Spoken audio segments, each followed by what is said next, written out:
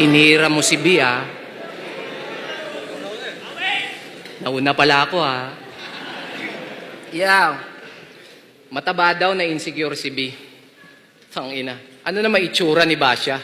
Tingnan mo naman yung quality. Parang pang 2 joints para mafia.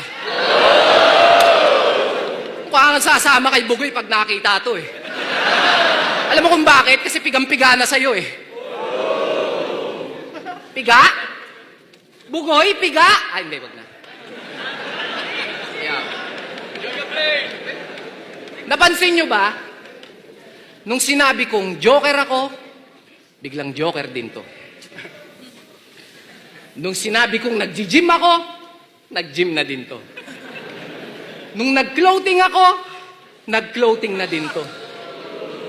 Ang sarap tuloy ibanat ng linya ni Looney sa'yo. Aminin mo na kasi na ako ang idolo mo. Oo, pagdating sa tugmaan, ikaw ang mas may quality. Okay. Eh di ang galing-galing mo palang magmulti. So anong gusto mong gawin namin? Ipalit ka namin kay Looney. Kasi kung asan si Looney, andun ka. Nakatali ka ba sa kanya? Walang sariling galaw, umaasa na lang sa movement ng iba. Nagpapahatak na lang para umangat yung karir niya. Akala ko pa naman malakait na galawan, puta papet na lang pala.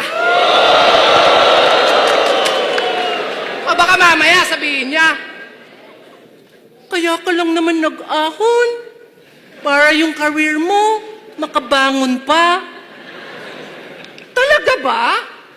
Baka nakakalimutan mo, mas kailangan mo ko kaysa kailangan kita.